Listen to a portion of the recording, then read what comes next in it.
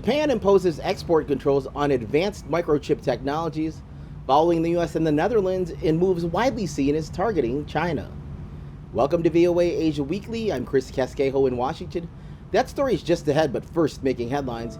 In an abrupt change, Chinese state media announced on Tuesday that Foreign Minister Qin Gang has left his post after a one-month absence. His replacement is top diplomat Wang Yi. Qin was appointed foreign minister in December after serving less than 2 years as ambassador to the U.S. Cambodia Prime Minister Hun Sen, one of the world's longest-serving leaders, announced Wednesday that he will resign in 3 weeks. He is passing power directly to his oldest son, Hun Manet, chief of the country's military, who won his first seat in parliament on Sunday. Hun Sen's 38 years of hardline rule have been marked by stifling opposition groups and freedom of expression. The World Food Program says that 17% of Sri Lankans, or nearly 4 million people, still face food insecurity. A bailout package of about $3 billion from the International Monetary Fund in March helped remove the island country's bankrupt tag, but it came with tough conditions that require imposing higher taxes and steep cuts to government spending and welfare programs. Malaysia's Prime Minister Anwar Ibrahim said he and visiting Philippines President Ferdinand Marcos Jr. have agreed on the need to strengthen the role of the Association of Southeast Asian Nations in ending violence in Myanmar. U.S. Defense Secretary Lloyd Austin said during a visit Thursday that the U.S. is not seeking a permanent base in Papua New Guinea. Meanwhile, U.S. Secretary of State Antony Blinken visited the Kingdom of Tonga Wednesday as the United States continues to increase its diplomatic efforts in the region to counter China's growing influence. Fiji's Prime Minister Sitiveni Rabuka canceled his visit to China after tripping and falling while looking at his phone and injuring his head. In a minute-long video posted to social media sites, he highlighted the blood spattered on his shirt and a small bandage on his head.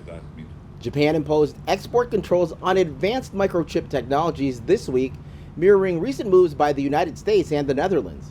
As Henry Ridgewell reports for VOA from Tokyo, the controls are widely seen as targeting China. Japan has listed 23 types of semiconductor technology that are now subject to export restrictions. They include advanced microchip manufacturing equipment, such as machines that deposit films on silicon wafers, to devices that etch out the microscopic circuits of chips. The move will impact China's ability to make advanced chips, says analyst Yoshiaki Takayama. Because the number of companies with the capacity to manufacture cutting-edge chips is extremely limited, the Japanese measure makes it difficult for China not only to import advanced chips, but also to manufacture them. The United States banned the export of some advanced microchips and semiconductor manufacturing technology to China last October. The Netherlands, another key producer of semiconductors, has also imposed export restrictions. Washington says it wants to stop Beijing from using the technology for military purposes.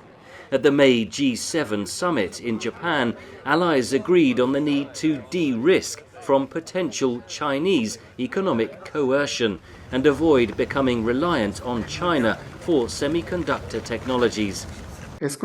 So China's advanced semiconductor manufacturing capacity will not grow, at least in the short to medium term.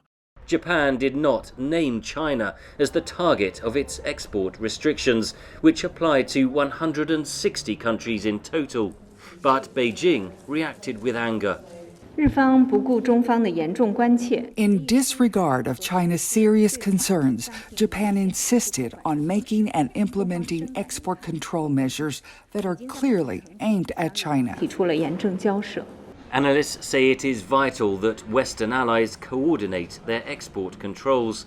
The US is expected to update its list of banned semiconductor technologies in the coming weeks. Henry Ridgewell for VOA News, Tokyo. Visit voanews.com for the most up-to-date stories. Thanks for watching VOA Asia Weekly. I'm Chris Casquejo. Until next week, we leave you now in New Zealand, where Filipino fans celebrated their country's first win in the Women's World Cup. On Tuesday, the Philippines defeated the host country 1-0.